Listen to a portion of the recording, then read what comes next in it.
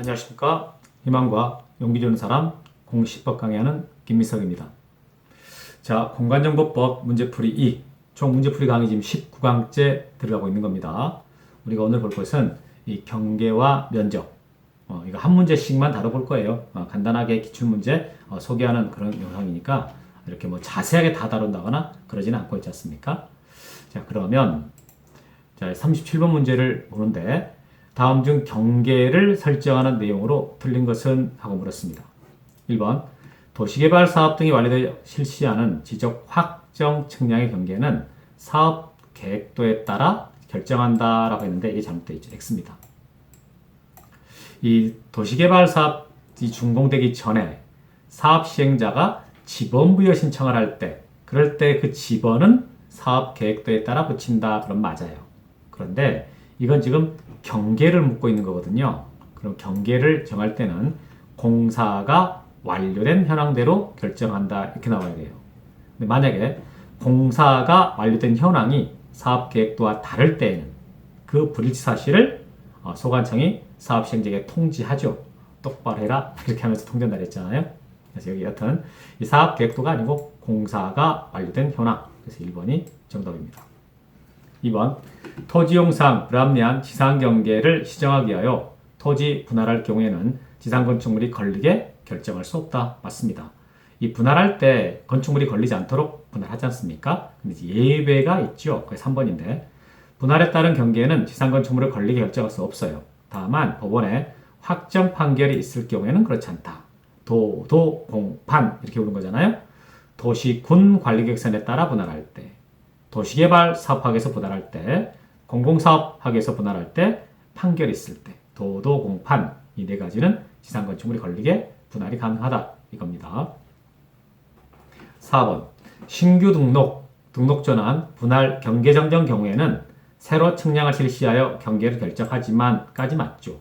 자, 여기서 신규 등록이나 등록 전환이나 분할 경계 정정의 경우는 전부 다 경계가 새로 정해지거나 변경되잖아요.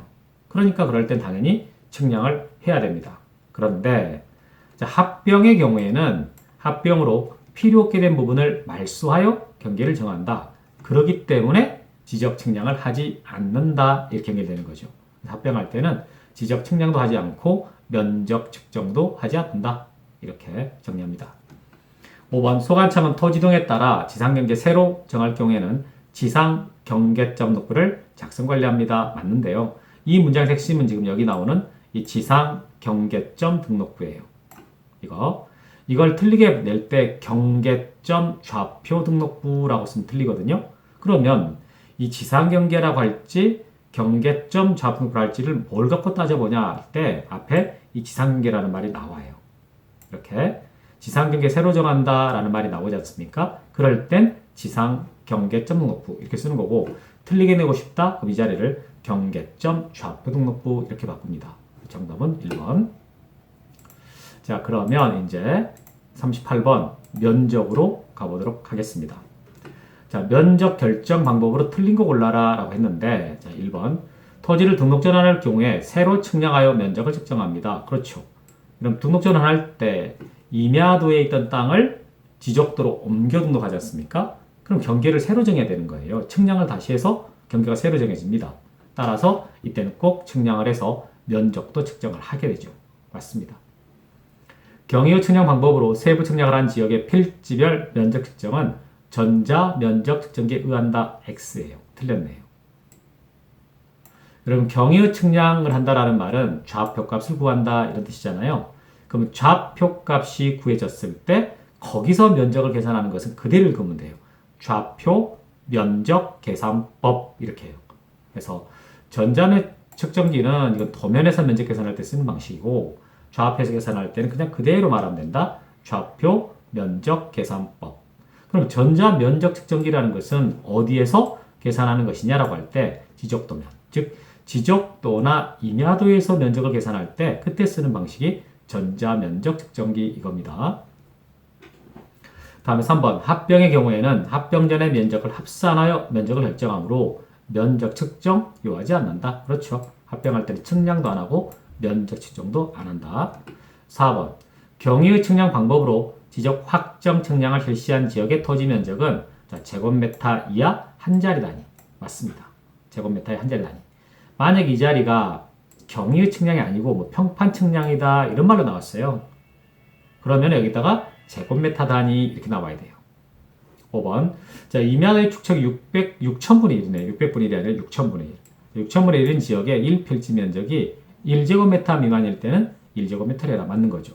만약에 이 자리가 600분의 1이다 라고 한다면은 여기는 0.1제곱미터 미만일 때 0.1제곱미터란다 이렇게 바뀌어야 되겠습니다. 자, 이와 관련돼 가지고 조금 정리 좀 해보면은 자, 이렇게 면적의 등록 단위와 관련돼서 이 박스 반드시 알고 있어야 됩니다. 그래서 보통 문제가 주어질 때, 축척이 주어질 때요, 1200분의 1이나 6000분의 1 임야도죠.